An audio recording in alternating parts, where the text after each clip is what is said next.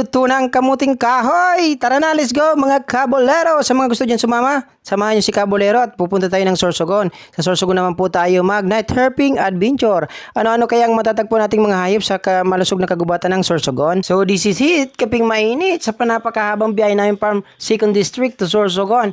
Finally guys, nakarating din tayo sa ating spot, sa bago nating spot, and hindi tayo guys bigo kasi nakakita tayo dito guys ng isang uri ng scorpion. Ayan guys, pa-comment lang guys kung ito ba'y safe hawakan, kung ito ba'y walang venom kasi delikado kapag ka may venom na hinawakan natin, patay tayo niyan. And sa mga mahilig dyan mag-fishing, marami rin pala dito guys mga hipon, saktong-saktong pamain. And ito nga guys, nakakita naman tayo dito guys ng back turtle, naapakan ko nga kaya tumaob. Inayos ko nga siya guys kasi kawawa naman. Kumakain pa naman siya dyan sa malusog na kagubatan ay sa malusog na ilog ng Sorsogon. And ayan nga guys, iwanan natin siya dyan guys kasi marami pa kaming nakikita. And ito naman guys, nakakita tayo ng puno na hitik sa mga bulaklak. Kala ko nga guys, nasa Enchanted Kingdom na nga si Kabolero.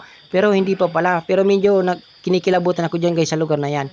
Kasi nakakatakot. And of course, pagtingin natin dyan guys sa taas, nakakita tayo ng Malkoa. Ayun o. And ito naman guys, nakakita tayo isang brown rat snake. Ang brown rat snake po pala is ng non-venomous. Ang pagkain niya ay mga daga.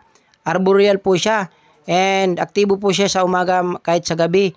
Yan, ang pagkain niya mga daga. Sila po yung nagtutulong sa farmers para hindi dumami yung mga pisting daga.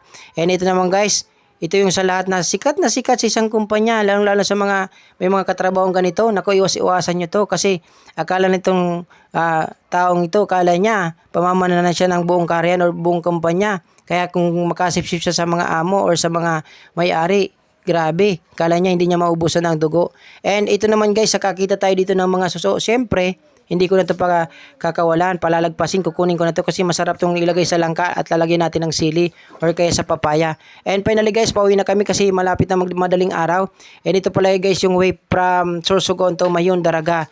And nag-stop over muna kasi pahinga kami, medyo parang pagod na kami at puyat, baka mabunggo pa kami. And ayan guys, maraming salamat sa inyo. Papalo ng ating YouTube channel, pa-subscribe naman po. And sa mga followers dyan ni Bolering Bicolano sa ating YouTube and sa ating FB account, maraming salamat po sa inyo. And sa mga hindi pa po nakapalo, pa-subscribe and follow lang din po ng ating account, Bolering Bicolano Adventure, sa ating YouTube channel din sa ating Facebook. Maraming salamat po sa inyo guys. Thank you so much po.